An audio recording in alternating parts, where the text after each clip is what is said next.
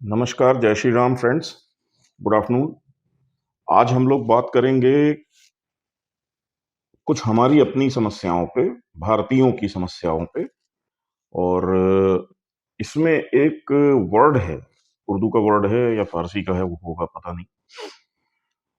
तो शब्द ये है एहसास-ए कमतरी। इसको इंग्लिश में बोला जाए तो इंफीरियॉरिटी कॉम्प्लेक्स। ठीक है, हम अपने आप को दुनिया से, हर किसी से कम मानते हैं, कम आंकते हैं, कमजोर मानते हैं। ये हमारे दिमाग की एक मनस्थिति बनी हुई है और ये बहुत मेहनत से बनाई गई है। इसको बनाने वाले हमारे जो विदेशी आक्रमणकारी थे, उन्होंने बनाया। उसके बाद ब्रिटिश रूल आया तो ब्रिटिश जो साम्राज्य था, उसने तो बहुत साइंटिफिक तरीके से इस पे काम किया और पूरे एजुकेशन सिस्टम से लेकर के हर जगह हमारी हिस्ट्री के साथ, हमारे धार्मिक ग्रंथों के साथ, हर चीज़ों के साथ छेड़छाड़ करके उल्टे-सीधे इंटरप्रिटेशंस निकाल करके, ट्रांसलेशंस उल्टे-सीधे करवा करके हमारे ग्रंथों के, हमारे अंदर कूट-कूट के ये एहसास कमतरी या इंफीरियॉरिटी कॉम्प्लेक्स भरा। अंग्रेज चले गए, लेकिन जो भी सरकारें आईं, मौजूदा सरकार तक किसी ने अभी तक इस चीज़ के लिए कोई गंभीर प्रयास किया नहीं कि हमारे इतिहास के साथ जो छेड़खानी की गई, जो सरासर झूठा इतिहास पढ़ाया गया है। मसलन मुगल साम्राज्य 1000 साल था। मुगलों ने हम पर 1000 साल राज किया। हर कोई अब उसको रटता रहता है, कोई 1000 बोलता है, कोई 800 साल बोलता है, लेकिन इवन प्रधानमंत्री तक कई जगहों पे बोल चुके हैं 1000 साल की गुलामी। अरे भाई, कहां से 1000 साल की गुलामी हो गई? मुगल राज जिसे कहा जाए तो वो कुल 6 राजा उनके कहा जा सकता है जिन्होंने एक्चुअली कुछ राज किया। और ये 6 राजाओं की अगर बात करें तो वो अकबर से शुरू होता, औरंगजेब पे आके खत्म हो जाती कहानी। इनके बीच में ही जो कुछ हुआ है वो हुआ है। ये 3 4 5 राजा जो थे, मेन ये थे। इनका भी राज अगर आप देखेंगे तो आप खुद दिमाग लगा करके सोचिए कि दिल्ली से राजस्थान है कितनी दूर। अकबर से लेके औरंगजेब तक इनकी जिंदगी गुजर गई राजस्थान में युद्ध लड़ते हुए। तो दिल्ली से 200-250 किलोमीटर के बाद आप समझ लीजिए कि राजस्थान शुरू हो जाता है। तो वहां तक इनका राज नहीं था। ऐसे ही आप दक्षिण में आ जाइए तो मध्य प्रदेश तक आते आते, उत्तर प्रदेश आते आते, मतलब आपको हर जिले में कहीं ना कोई राजा और उसका इन मुगलों से युद्ध और लड़ाई लगातार आपको इतिहास मिलेगा। आप किसी भी जिले या किसी भी उसके रहने वाले हों ये उत्तर भारत में, आप अपने आसपास के जिलों का कुछ भी आप पता लगाने की कोशिश करिए, आपको कोई ना कोई हिंदू राजा का इनके साथ एक युद्ध और एक लड़ाई पढ़ने को मिलेगी। और उसके बाद बड़े उनकी तो मैं बात ही नहीं कर रहा हूं, जैसे मराठा जो साम्राज्य था, फिर राजपूतों का अपना वो था, ऐसे ही सिखों का अपना एक बन गया था किंगडम। इनकी तो मैं बात नहीं कर रहा हूं, इनसे तो चल ही रहा था। मैं छोटे मोटे राजाओं की बात कर रहा हूं और आपको ताज्जुब होगा कि आपको हर दूसरे तीसरे जिले के बाद एक किला और एक महल और एक राजा की कहानी मिल जाएगी। मतलब कोई ना कोई राजघराना वहां मौजूद था और मैक्सिमम ब्रिटिश पीरियड तक मौजूद थे।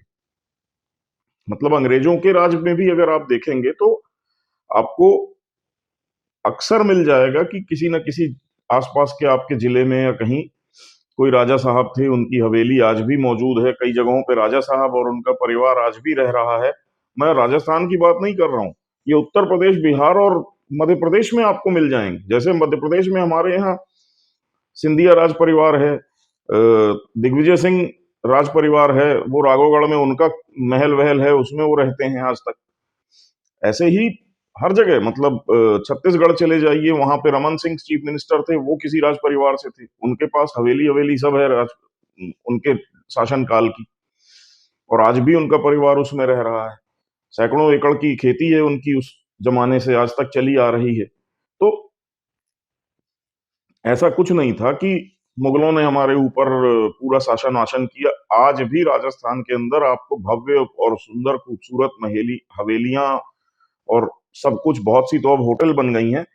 आप देखिए उनको, आज तक वो कायम है और आज भी उनकी जो मालिकाना हक है वो उन राज परिवारों के पास है। आज भी बहुत सारे महलों में, हवेलियों में ये राज परिवार और इनसे जुड़े हुए लोग रहते हैं।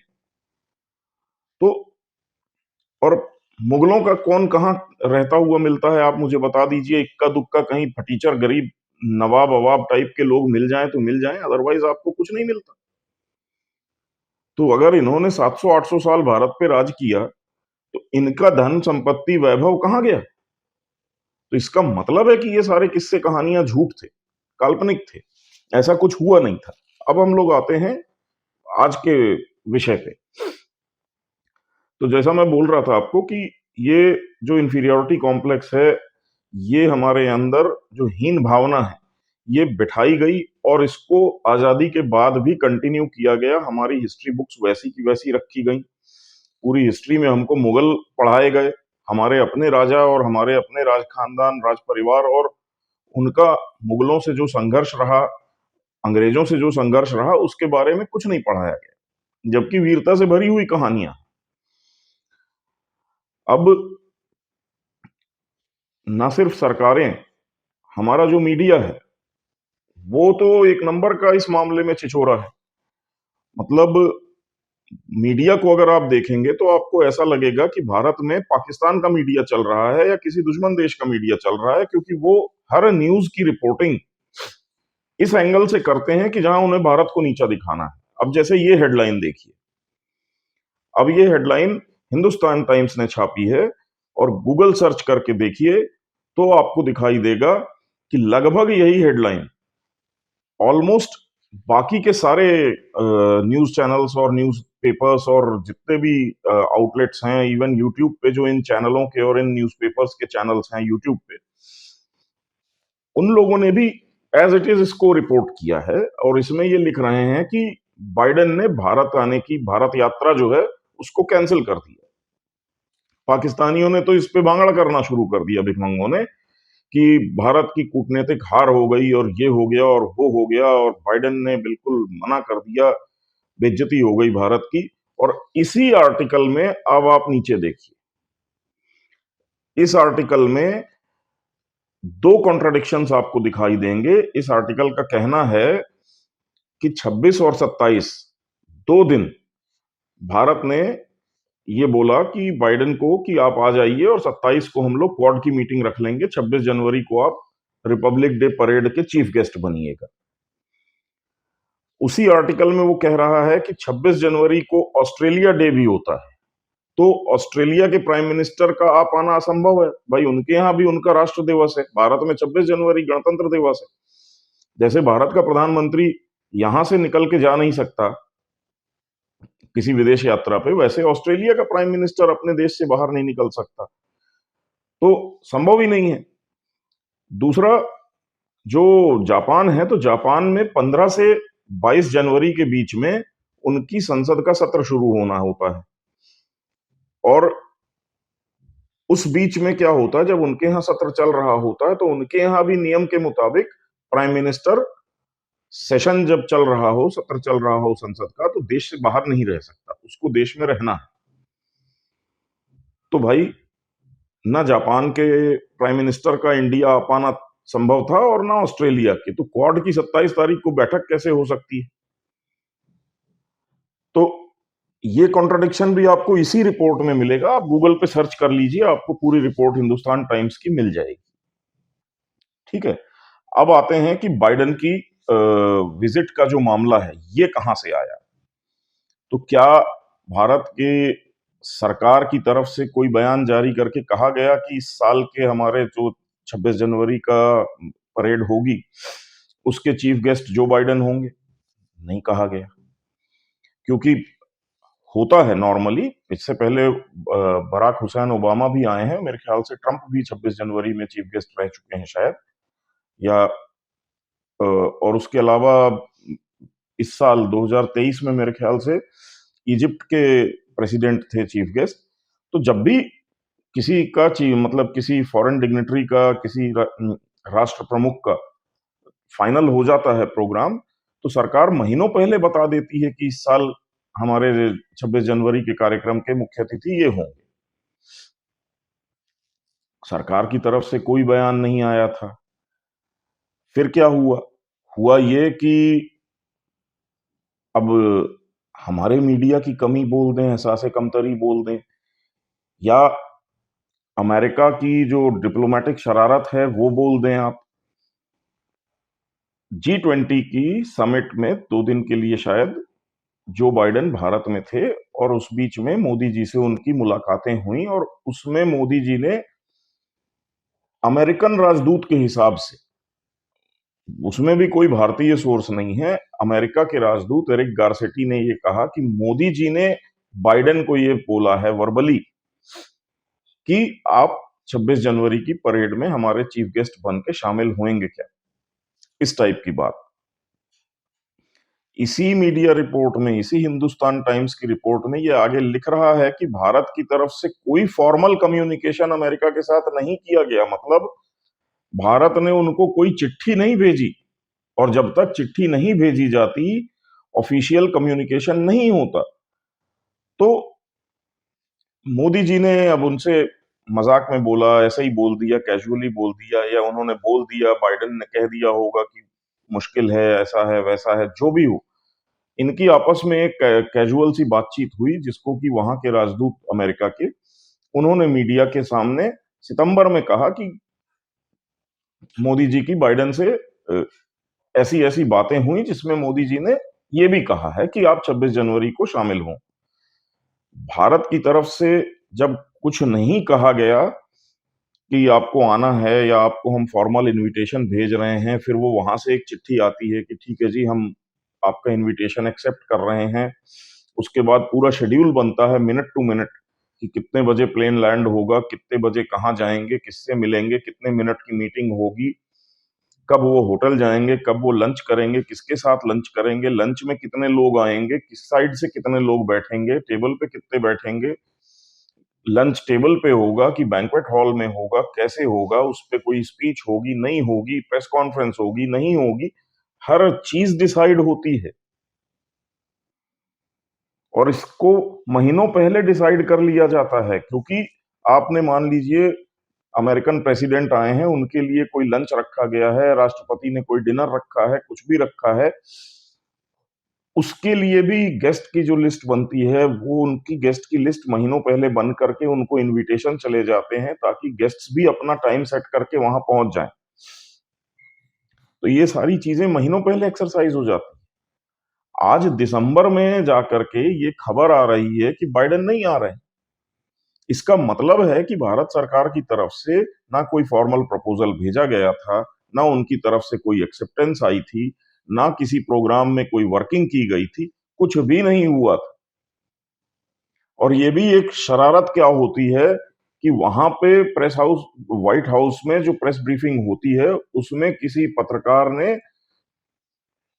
किसी मोटिवेशन में आकर के जबरदस्ती पूछ ली। वहां का जो मीडिया सलाहकार होता है व्हाइट हाउस का, जो प्रेस ब्रीफिंग को अटेंड करता है, उससे पूछ लिया अचानक कि नरेंद्र मोदी जी ने बाइडेन को 26 जनवरी के लिए इनवाइट किया था, तो वो जा रहे हैं क्या? उसने बोल दिया नहीं जा रहे हैं। खत्म हो गई बात।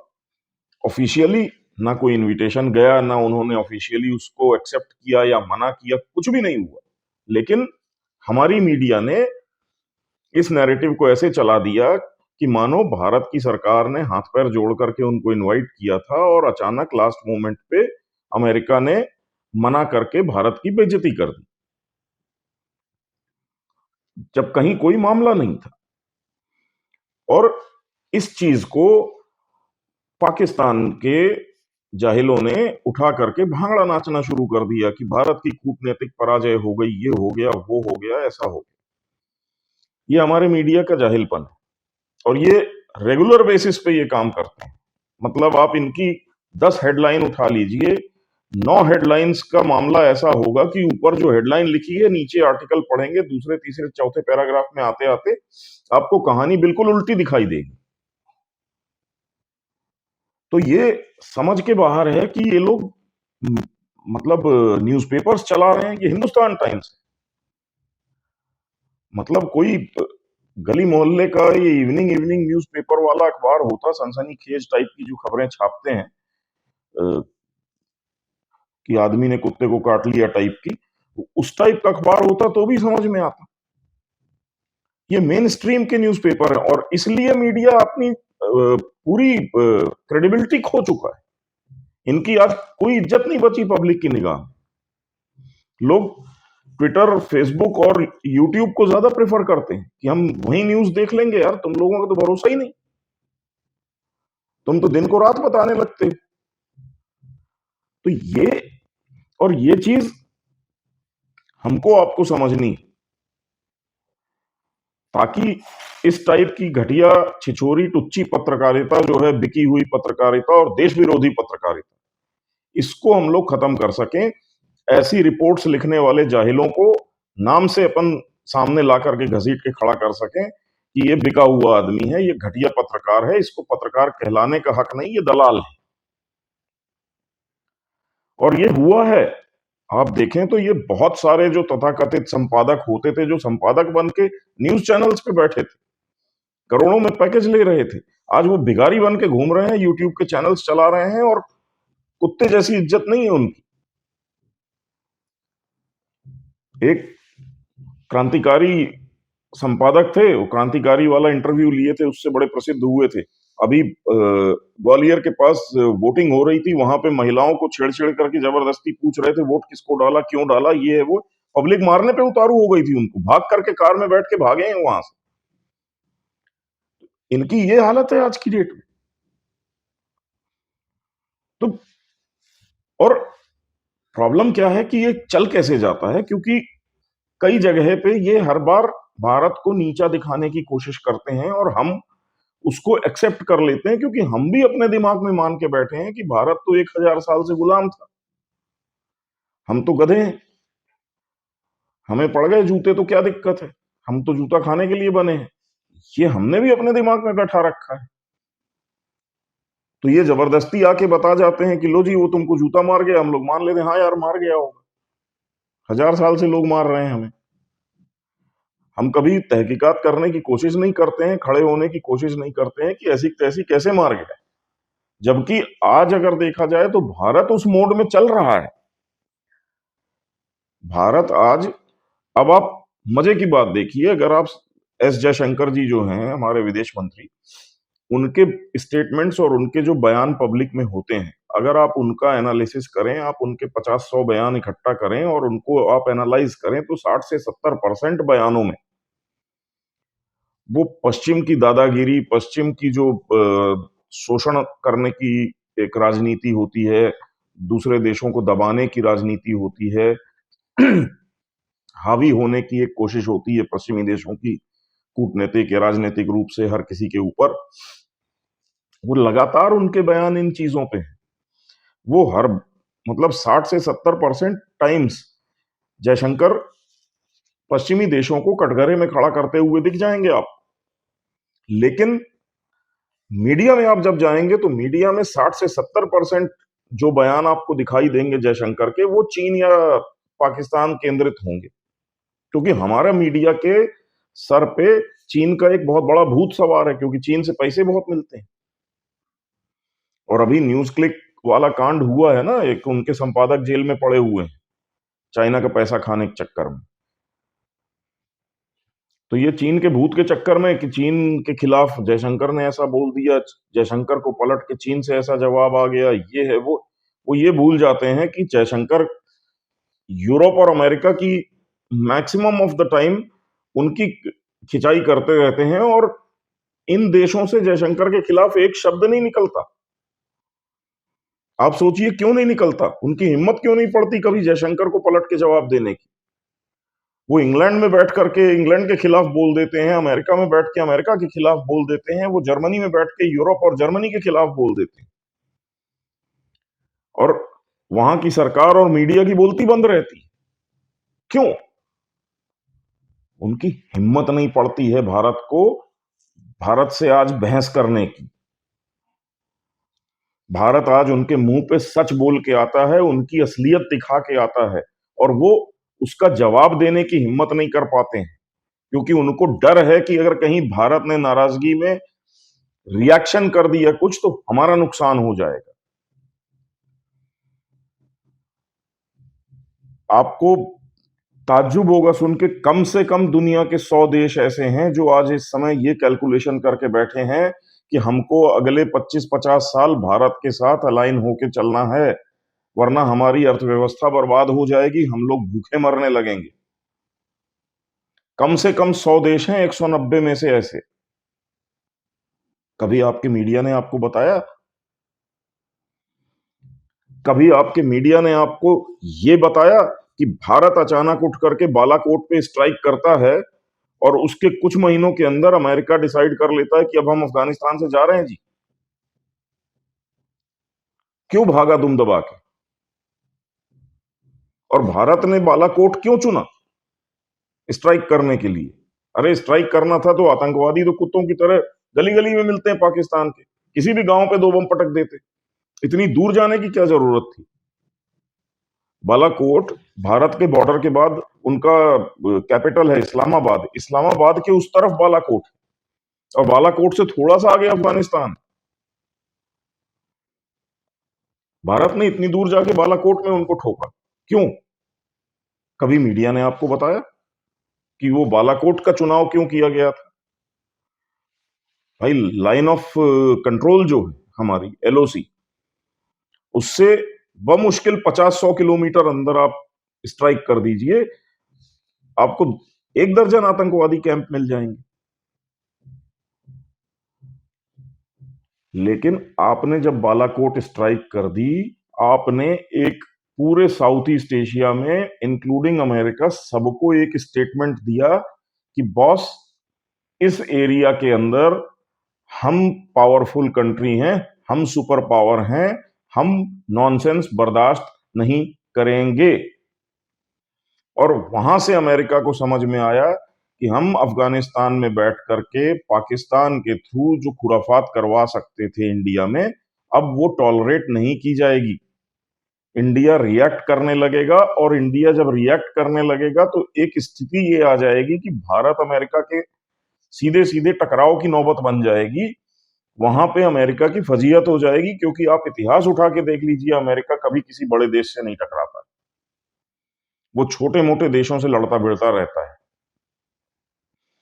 वहां उसको ये एहसास हुआ कि इंडिया से टकराव हो गया तो हमारे लिए स्थिति बहुत खराब हो जाएगी, वो उठ के निकल लिया अफगानिस्तान छोड़ के। एक्चुअली वो पूरा एरिया छोड़ के भाग गया, ये जो साउथ ईस्ट एशिया है। अब वो जो कर रहा है, वो दूर से बैठ करके पैसा फेंक के खुराफात करने की कोशिश करता है। मिलिटरली वो यहां पे बैठने की हिम्मत नहीं कर पा रहा है अमेरिका। ये आपको बताया कभी किसी मीडिया ने? प्रॉब्लम यही है, ना हम एनालाइज करते हैं, ना हमें कोई बताता है, और कोई बता देता है तो हमारी मानसिक गुलामी इतनी मजबूत है कि हम बोलते हैं अरे फालतू की बातें कर रहे हैं यार। ऐसा कहां से हो गया कि अमेरिका डर के भाग गया? अरे वो इंसान है, उनको डर नहीं लगता क्या? और एक कोई ताकतवर होता है तो उसको अपनी हार का, अपने मार खाने का सबसे ज्यादा डर लगता है। तो ये एक स्थिति है। और आपने देखा होगा कि उसके बाद से पाकिस्तान को एकदम से सबने अबैंडन टाइप का कर दिया, छोड़ दिया, ना उसको कोई पैसे दे रहा, ना कुछ कर रहा। इवन उसके बाद चीन ने धीरे धीरे अपने हाथ खींचने शुरू कर दिए पाकिस्तान से। चीन ने वो बेल्ट एंड रोड और ये सारी बकवास जो है वो धीरे धीरे कम कर दी, वहां पैसे लगाने बंद कर दिए और सब कुछ बंद कर दिया। चीन को भी ये मैसेज मिल गया कि भैया कोई भरोसा नहीं है, इंडिया कल को बमबारी करना शुरू कर देगा। तो हमने किया क्या है, 50-60 बिलियन डॉलर में रोड, हाईवे और रेलवे ही तो बनाया है। कल को एक एक घंटा लगेगा इंडियन एयरफोर्स को। आपने पहाड़ों पे इतने सारे जो हाईवे वाईवे बनाए हैं, तो दर्जनों पुल बनाए होंगे, दर्जनों टनल बनाई होंगी। 1 घंटे के अंदर आपके उस पूरे हाईवे को भारत ठप्प करके रख देगा। चार चार छह बड़े पुल उड़ा दिए, बनाओ बैठ के फिर से। 4 साल, 3 साल, 5 साल, 7 साल लगता है एक पुल बनाने में पहाड़ों में। और एक मिसाइल जाती है, धड़, खत्म। तो चाइना को भी समझ में आ गया कि अगर ये बालाकोट तक आकर के ठोक सकते हैं, तो कल ये हमारे पूरे हाईवे को कहीं से भी उड़ा सकते हैं। चीन को भी समझ में आने लगा कि भाई ये डिस्प्यूटेड एरिया है इंडिया के साथ और पाकिस्तान की जो ये डिस्प्यूट है, इसमें हमको बहुत ज्यादा इन्वॉल्व नहीं होना है, कोई फायदा नहीं। चाइना ने अपने हाथ खींचने शुरू की। आप ये मत देखिए कि बोला क्या जा रहा है, आप ये देखिए कि सामने वाला एक्चुअली कर क्या रहा है। आपको तब समझ में आएगा कि आपके काम का असर क्या हो रहा है। आपने जैसे आपको ये हिंदुस्तान टाइम्स वालों ने बता दिया, बाइडेन ने जी भारत की ट्रिप कैंसिल कर दी, विजिट कैंसिल कर दी जी, बड़ी बेइज्जती कर दी इंडिया की। वाह, आपने भी मान लिया। आप ये देखिए ना कि एक्चुअली हुआ क्या था। ना भारत ने ऑफिशियली कोई इनविटेशन दिया, ना अमेरिका ने उसको एक्सेप्ट किया। जब कोई बात ही नहीं हुई थी फॉर्मल लेवल पे, तो भाई आप कैंसिल क्या करोगे? जब आपने एक्सेप्ट किया होगा तब आप बोलोगे ना कि हाँ जी हम जाने वाले थे, हम नहीं जा रहे हैं। ना आपको इनवाइट किया गया ऑफिशियली, ना आपने उसको कंफर्म किया था कि हाँ जी हम 26 तारीख को पहुंच जाएंगे या 25 तारीख की रात को 10 बजे हमारा प्लेन लैंड कर जाएगा, फिर हम फलाने होटल में जाएंगे। होटल की बुकिंग से लेकर के सब कुछ हो जाता है इनके प्राइम प्रेसिडेंट वगैरह की विजिट का, और वो भी अमेरिका का प्रेसिडेंट। वो आता है तो कम से कम उसके साथ 3 प्लेन आते हैं, कम से कम 2 5 स्टार होटल पूरे बुक करते हैं वो, क्योंकि उनके साथ इतना वो चलता है, स्टाफ चलता है, साथ में साथ बिजनेस डेलीगेशन चलता है। तो उनको कम से कम 2 पूरे होटल लगते हैं, सैकड़ों हजारों की संख्या में कमरे लगते हैं रहने के लिए। इतने लोग आते हैं अमेरिकन प्रेसिडेंट के साथ, वो पूरी व्यवस्था की जाती है और ये महीनों पहले हो जाती है। अब आप किसी 5 स्टार होटल को बोलेंगे कि हमें पूरा होटल बुक करना है, तो उनके पास तो ऑलरेडी बुकिंग है ना, तो उसको तो 3 4 महीने पहले आपको बताना पड़ता है कि इससे इस तारीख से इस तारीख के बीच में आप कोई बुकिंग मत लीजिएगा, हम पूरा होटल बुक कर रहे हैं, ये एडवांस पेमेंट है उसकी। तो कभी आप उस इन मूर्खों की जो रिपोर्टिंग होती है, आप इसको कभी फेस वैल्यू पे मत लीजिए, इसके तह में जाइए, एनालाइज करिए। भारत आज की डेट में इतना हल्का देश नहीं है जितना ये लोग दिखाते हैं। तरस आता है मुझे कि भारत जैसे देश की मीडिया में इतने हल्के और घटिया किस्म के लोग बैठे हुए, जिन्हें अपनी जिम्मेदारी का एहसास नहीं है। उन्हें यह एहसास नहीं है कि आज आप दुनिया के इमर्जिंग सुपर पावर के साथ बैठे हुए हो। तो आज इस मामले पे थोड़ी सी चर्चा करनी थी। आप खुद गूगल करिएगा इस मैटर को, आपको खुद समझ में आएगा। और फिर आप दूसरे बहुत सारे मामले हैं, उनको आप जब देखेंगे और आप इनकी इंटरनेशनल मामलों को लेकर के भारत को ये कैसे नीचा दिखाने की कोशिश करते रहते हैं, आपको खुद चीजें समझ में आने लगेंगी। आज मेरा इस वीडियो के माध्यम से कोशिश यही थी कि आप थोड़ा सा इस पे ध्यान दीजिए और आप अपने अंदर से ये जो इंफीरियोरिटी कॉम्प्लेक्स है, जो एहसास कमतरी है, इसको अलग करिए और अपने आसपास के लोगों को भी शेयर करिए कि भाई इतना भी अपन बुरे हालत में नहीं है जितना ये जाहिल दिखाते हैं। आज 3.2% हमारी अनएम्प्लॉयमेंट रेट है। 1947 से आज तक सबसे लोएस्ट है बेरोजगारी। और हमारा विपक्ष कल जो धुआं मार रहे थे वो संसद में, वो जाहिल कह रहे हैं कि बेरोजगारी। वो महिला 42 साल की 1 दर्जन डिग्री लेके बैठी। अरे तुमको काम करना ही नहीं तो तुम बेरोजगार रहोगे। तो एनीवेज, आपसे रिक्वेस्ट ये है कि भारत का एक पॉजिटिव एस्पेक्ट है, भारत इस समय अकेला दुनिया का ऐसा देश है जो कि पॉजिटिवली ग्रोथ कर रहा है। अगले वीडियोस में मैं डिस्कशन करूंगा, मैं अमेरिका की भी बात करूंगा, मैं चाइना की भी बात करूंगा, जो जिनको कि ये हमारा मीडिया और हमारे इंटेलेक्चुअल बार बार कोट करते हैं कि देखो कितने आसमान पे, मैं बताऊंगा वो किस जगह पे खड़े हुए हैं आज की डेट में। तो तब तक के लिए आज्ञा दें। कोशिश करूंगा कि दूसरा वीडियो शाम तक एक और दूंगा आपको, तो इन सब चीजों पे हम लोग चर्चा करना शुरू करेंगे। आपको ये भी बताऊंगा कि अरब और मिडिल ईस्ट में क्या हो रहा है, क्योंकि आप लोगों को उसको लेकर के भी बहुत सारी चीजें, जो हमारे यहाँ एक सांप्रदायिक तनाव बना रहता है और लोग बोलते रहते हैं कि ये हो जाएगा वो हो जाएगा और आबादी ऐसे बढ़ा रहे हैं ऐसे कर रहे हैं, मैं उस पर भी चर्चा करूंगा। तब तक के लिए आज्ञा दें। धन्यवाद। जय श्री राम। नमस्कार।